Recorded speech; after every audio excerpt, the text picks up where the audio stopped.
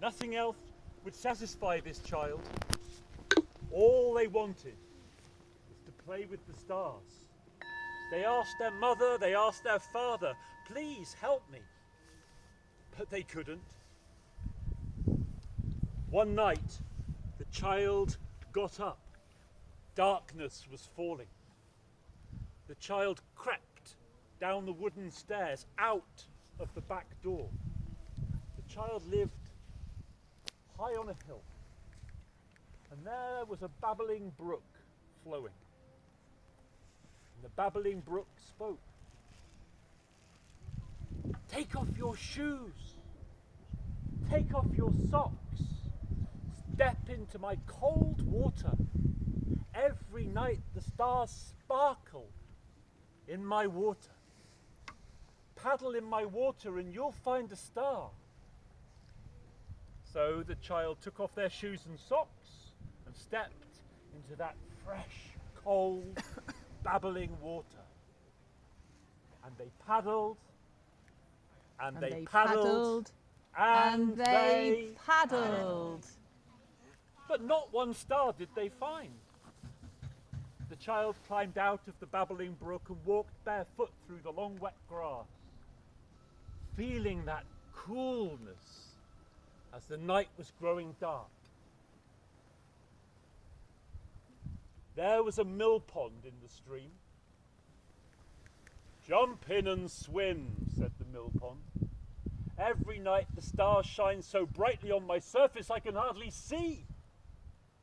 Jump in and swim, and you'll find a star. So the child jumped into the deep mill pond, blue-black, and the child swam and swam and swam. But not one star did they find. The child climbed out of the deep pool and carried on, and now the stream was widening into a river, and the river coursed its way down through the forest. Between the trees the child followed and came to a clearing. This is the place where the fairies dance. Dance with us, said the fairies. Dance with us.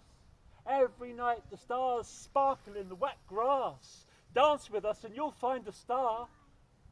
So the child took the hands of the fairies and began to dance. And the fairies span around, twisting and turning and leaping, and the child leapt with them. They danced, and they danced, and they danced. But not one star did they find.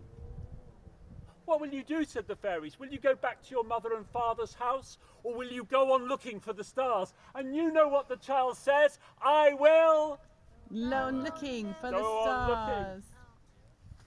Yes, said the fairies. Follow the river. You'll find four legs. Four legs will take you to the staircase. No, four legs will take you to no legs. And no legs will take you to the staircase with no steps. And if you climb that staircase, you'll find the stars. The child was already off running along the river, out of the forest, and the river was widening. And there at the edge of the forest, the child found a creature with 4 legs. Now you have an image in your mind. Will you just call out what animal the child found at the edge of the forest? It was? A platypus! I saw and heard and imagined all sorts of creatures as I heard you call them out. I heard the word elephant. I heard the word horse. Did I hear the word wolf? Yes. I will tell you what it was. It could have been any of them, but let's say it was a horse. Take me to the stars, said the child. Hey, I know nothing of the stars, said the horse. I only do what the fairies tell me to do. Well, the fairies said that 4 legs would take me to no legs. Ah, said the horse. Then climb on my back. And the child leapt onto the horse's back, and the horse began to gallop along beside the river that widened into an estuary. And they galloped, and they galloped, And they galloped. The wind was blowing in the child's hair, and the child could smell the salt air of the sea. Can you smell it too? Oh, the wind is blowing that way, so we can't. Well, now the horse galloped onto the shore beside the great wide mouth of the river. And the horse came to a halt. I can take you no further. Climb off my back. And the child climbed off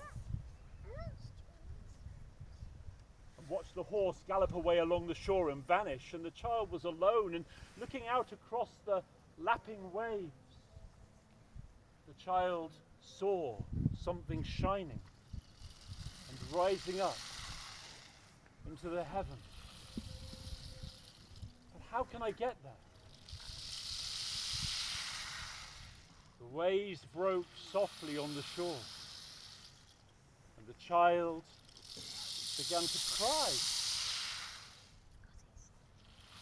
And then suddenly, splish splash, splish splash, there appeared a creature with no legs. What might it be?